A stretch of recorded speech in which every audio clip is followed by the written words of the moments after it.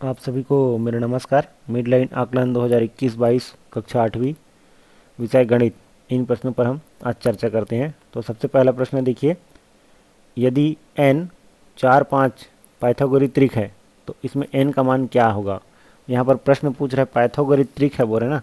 तो पाइथागोरस त्रिक क्या होता है, कर्ण का वर्ग बराबर लंब का वर्ग धन आधार का वर्ग। बस इसी फार्मूले को इसमें लगाएंगे।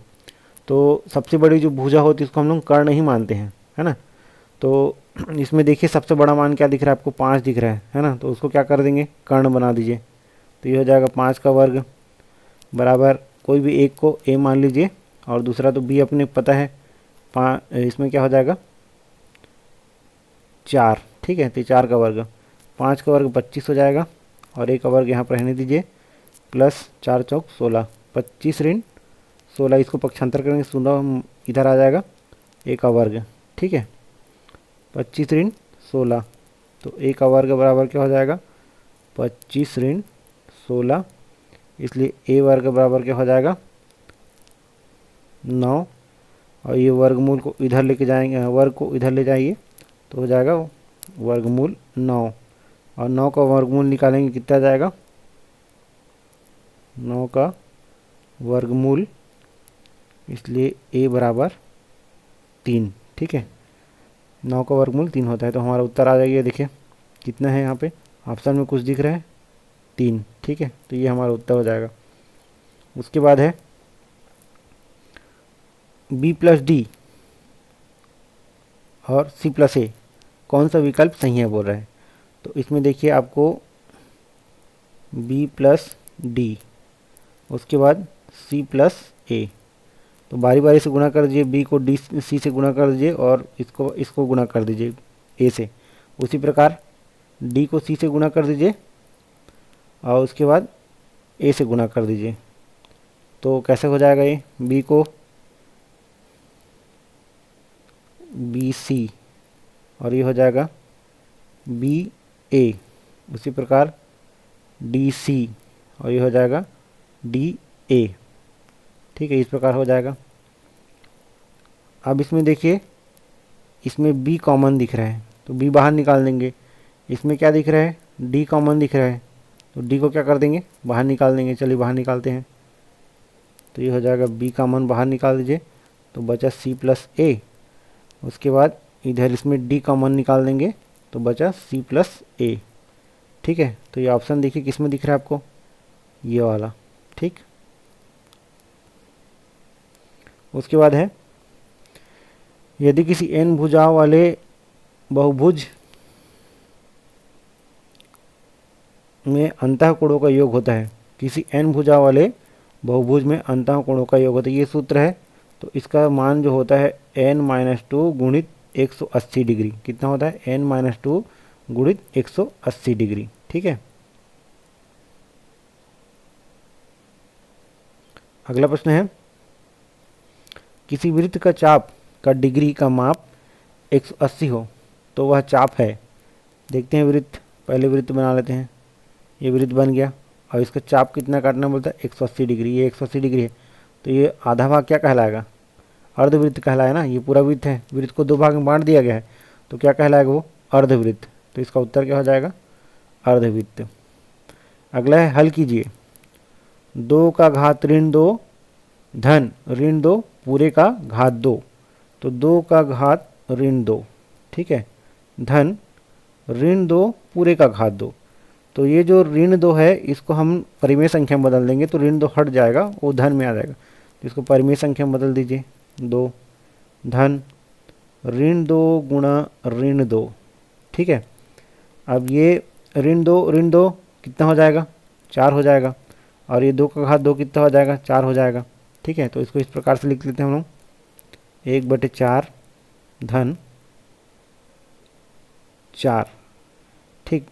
यहाँ पे कुछ नहीं नीचे में तो 1 लिख दीजिए। अब इसको जोड़ना है आपको तो ये हो जाएगा 4, तिरक गुणा कर दीजिए, यहाँ पर 1 आ जाएगा और यहाँ पर 4 चौक 16, तो ये हो जाएगा 16 और 1 17/4। तो इस प्रकार से हमारा उत्तर कितना हो जाएगा, 17/4। अगला प्रश्न है गुणनखंड ज्ञात कीजिए। तो प्रश्न क्या बोल रहे हैं देखिए, 6x का घात 3 धन 8x का वर्ग धन 9xy धन 12y। इसमें हमको कॉमन निकालने वाला काम करना है। कॉमन निकालने के लिए देखिए 2x घात 3 को कैसे लिख सकते हैं हम लोग, 2 गुणा 3x का घात त्रिघात लिख सकते हैं, ठीक है। और 8x को क्या लिख सकते हैं, 2 गुणा 4x का वर्ग लिख सकते हैं। तो इसमें देखेंगे आप कि ये जो 2 है दोनों में कॉमन दिख रहा है, ठीक है। इसलिए हम लोग क्या निकाल दिए बाहर, 2x का वर्ग बाहर निकाल दिए, बचा क्या 3x बच गया और इसमें 4 बच गया, तो ये निकाल दिए। उसके बाद देखिए इसको दूसरे वाले में 9xy धन 12y दिख रहा है, ठीक है। तो 9xy क्या लिख सकते हैं हम लोग, 3 गुणा 3xy, ठीक है। और 12 कैसे लिख सकते हैं, 3 गुणा 4, देखिए 3 दोनों में कॉमन दिख रहा है ना, तो 3y को बाहर निकाल, y इसमें कॉमन दिख रहा है, देखिए y बाहर निकाल दीजिए। अब बचा क्या इसमें, 3x धन 4, इसमें भी देखिए 3x धन 4, तो ये 3x धन 4 3x धन 4 दोनों में कॉमन दिख रहा है, इसलिए बाहर निकाल दिए। अब बचा ये 2x का वर्ग और ये 3y, तो ये लिख दीजिए इसको 2x का वर्ग धन 3y। तो यही हमारा उत्तर है, 3x धन 4 और 2x का वर्ग धन 3y, ये हमारा उत्तर। अगला प्रश्न देखिए, निम्नलिखित पाई चार्ट अमर के परिवार के विभिन्न मदों पर अनुपातिक व्यय दर्शाता है। यदि अमर का मासिक आय 48,000 रुपये है तो नीचे दिए गए प्रश्नों को हल कीजिए। इसमें देखिए सबको प्रतिशत में दिया हुआ है ना, और क्या निकालने के लिए बोल रहे हैं, बचत निकालने के लिए बोल रहे हैं। तो ये पूरा कितना है, 100 है, ठीक है। और इतने को आपको अलग करना है, तो इतना को पहले जोड़ दीजिए और जोड़ के 100 से माइनस कर दीजिए, तो कितना वो क्या बच जाएगा, बचत का प्रतिशत बच जाएगा, ठीक है। चलिए जोड़ते हैं, तो कुल 100%, ये हो गया 100%, और बचत प्लस बाकी जो प्रतिशत है, तो बचत बराबर क्या हो जाएगा 100, और इसको जोड़ेंगे कितना आ जाएगा 92, तो इधर 92 है, इधर लेके गए तो क्या हो जाएगा -92, तो 100 ऋण 92, बचत बराबर कितना हो जाएगा 8। अब ये कितना है 8% में है, तो इसका प्रतिशत निकाले हैं, तो 48,000 गुणित 8/100, ये कर दिया मैंने।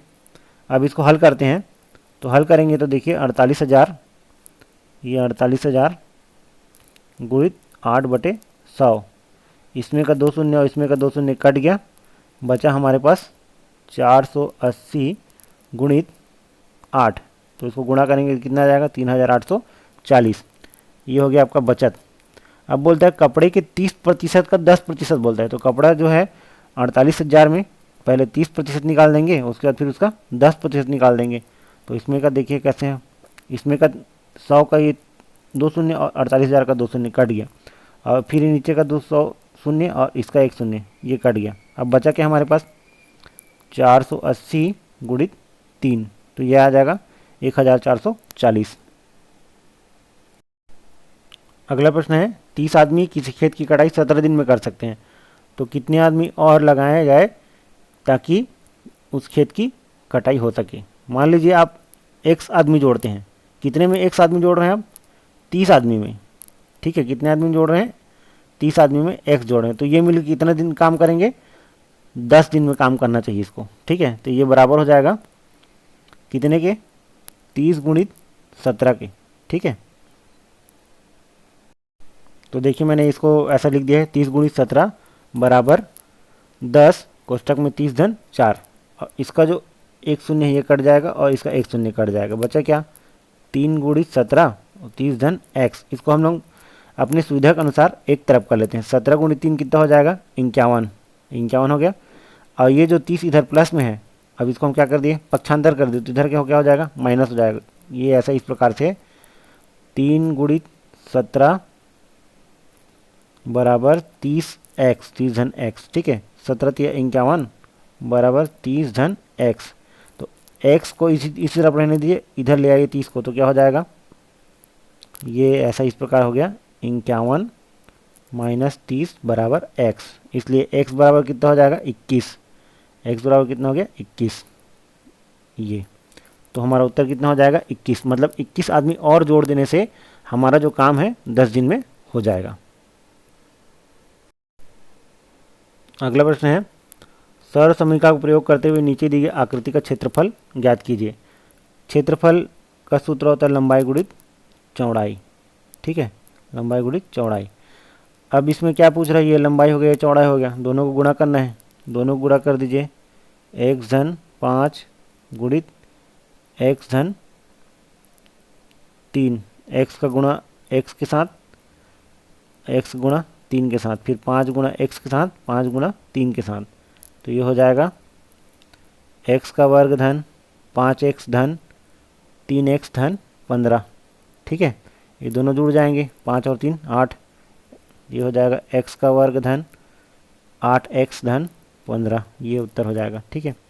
उसके बाद चित्र को आपको बनाना है। सबसे छोटी भाज्य संख्या कौन सी है, तो भाज्य संख्या मतलब जो भाजित हो जाए, एक जो है अभाज्य है, 2 अभाज्य है, 3 अभाज्य है, बचा कौन, 4, ठीक है। दूसरा प्रश्न है, दो पूर्णांकों का योग 63 है, यदि एक पूर्णांक -37 है तो दूसरा पूर्णांक ज्ञात कीजिए। मान लीजिए दो पूर्णांक a प्लस बी, ठीक है, कितना बोलता है 63, उसमें से एक कौन है, मान लो ये 37 है, तो -37 plus b is equal to 63, इसको पक्षांतर कर दीजिए, तो ये माइनस इधर आ क्या हो जाएगा, प्लस हो जाएगा। तो b is equal to 63 plus 37 is equal to 100, दोनों को जोड़ दिए तो कितना आ गया 100।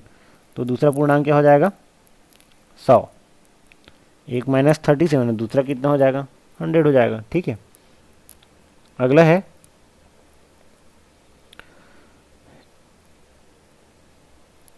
एक कक्षा में छात्र और छात्रा का अनुपात 6:5 है।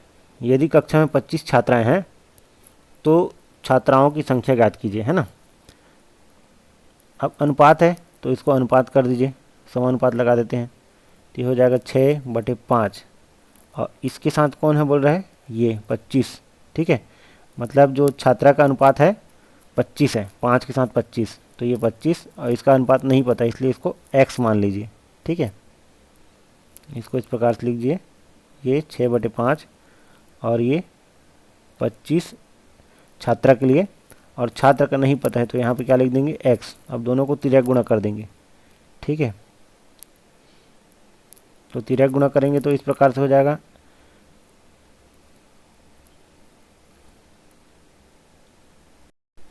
इस प्रकार जब हम लोग तिर्यक गुणा किए तो आ गया 5x बराबर 6 गुणा 25।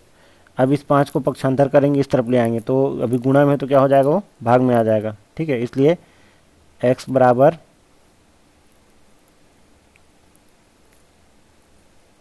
6 गुणा 25/5, तो ये हो जाएगा 5 पंचे 25, और x बराबर हो जाएगा 6 गुणा 5, तो ये हो जाएगा x बराबर 30, 6 पंचे 30, है ना।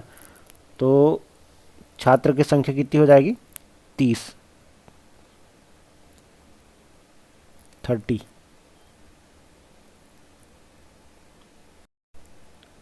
अगला प्रश्न है, किसी न्यून कोण के त्रिभुज के तीनों कोण आपस में बराबर है, इस त्रिभुज के सभी कोण का माप ज्ञात कीजिए। पूछ रहा है, मान लीजिए त्रिभुज है, इसके सभी कोण न्यून कोण है और सभी कोण का मान बराबर है, तो मान लीजिए कोण 1 प्लस कोण 2 प्लस कोण 3, और सभी त्रिभुज के तीनों कोण का योग कितना होता है 180 डिग्री, ठीक है, तो 180 डिग्री कर दिए।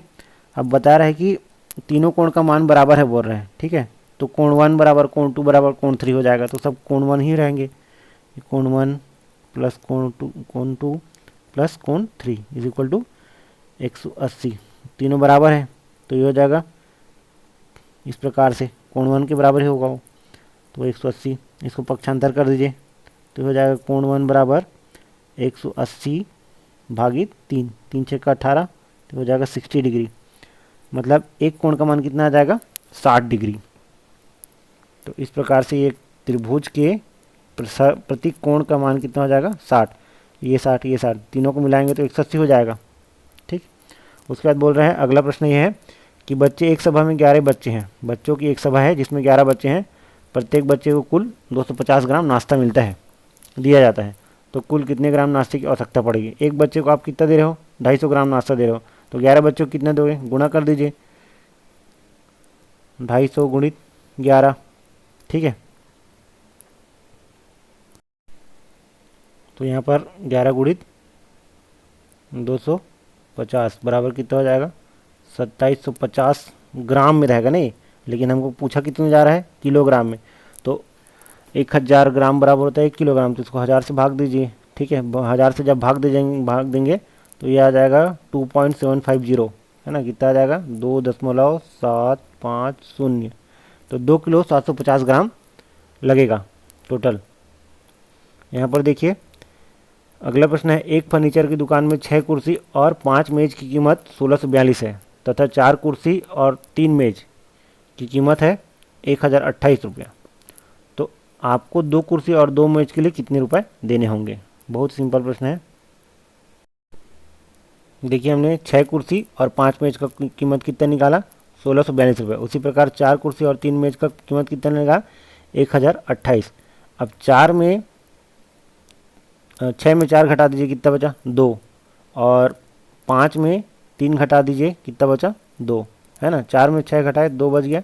उसी प्रकार 5 में 3 घटाए तो 2 बच गया। और हमको पूछा कितना जा रहा है, 2 कुर्सी और 2 मेज। जब ये घटाने से आ गया तो इसको इसमें घटा दीजिए, 1642 ऋण 1028, तो हमारे पास कितना बच गया, 614 रुपये। तो हमको कितना देना पड़ेगा, 614 रुपये देना पड़ेगा। कितने के लिए, 2 कुर्सी और 2 मेज के लिए, ठीक है।